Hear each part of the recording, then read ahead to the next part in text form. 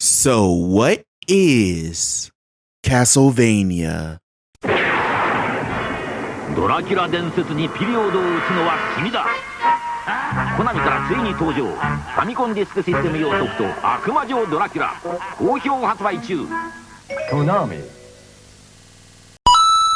Before Smash Bros, before God of War ripoffs, before Metroidvanias were a thing, we just had the beginning, Castlevania. One of the notable series starters on the NES, Castlevania was released in 1986 by Konami, who were beginning their rise to top-tier game studio making series like Metal Gear and Silent Hill, and before their distant sudden fall that ends with pachinko machines.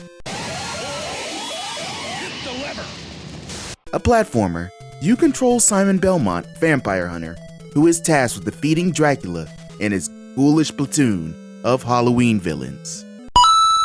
Simon must go throughout each level, killing enemies, avoiding projectiles, and all in all, do everything he can to keep his health up. Each level you control Simon in is actually a part of a 3-block section that is separated by a door and littered with various enemies and ends with a boss at the end. If Simon loses all of his health due to getting hit, he starts at the most recent door that was crossed. If he loses all current lives and the player chooses to continue, he starts out back at the beginning of the section. Now, how can you avoid this? Well, Simon takes out his enemies with his trademarked vampire killer, a whip that is ridiculously small. Like, how the hell am I supposed to kill the king of vampires with this puny thing and nothing else? Well, luckily, that's not all you are left with. When you destroy the candles on the wall, or sometimes when enemies die, random pickups can be gotten. One particular pickup actually upgrades the whip, turning into a chain whip and extending its length, then extending it again while increasing the damage it causes, which becomes essential the longer you go through the game.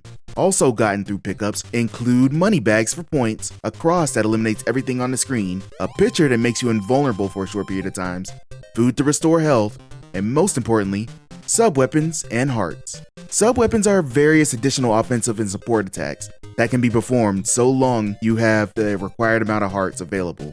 And these include the multi-hit cross, the quick knife, the arc flying axe, the short-range holy water, and the time-stopping clock. You can only throw out one of these items on screen at a time, unless you find a hidden multiplayer item which doubles and then triples the amount you can have on screen. The game at its core is similar to the initial Ninja Gaiden games, even in its design, but as that game prioritizes speed, maneuverability, and quick-twitch platforming, Castlevania is more slow and thoughtful in its movements, prioritizing attacks and protecting yourself above all else as you walk throughout each level, which is important, as the enemies are designed to make you work for your victory.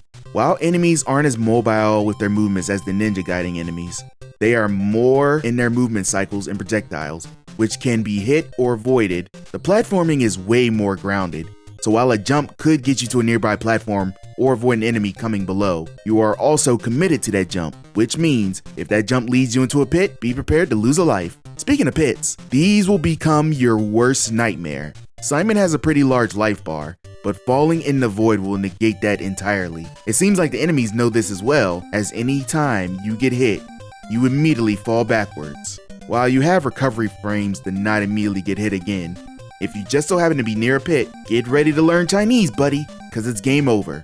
The bats and Medusa heads are the worst offenders, with their flying arcs directly correlating to Smash controllers. While the game may be frustrating, it still holds up as a pioneer in a series that, while have had its ups and downs, have led to many of fond memories in gamers' heads. The game is not perfect, but in the years that followed, many advancements have been implemented to improve the series formula that could not have happened without this NES classic. This game gets 4 Simons out of 5.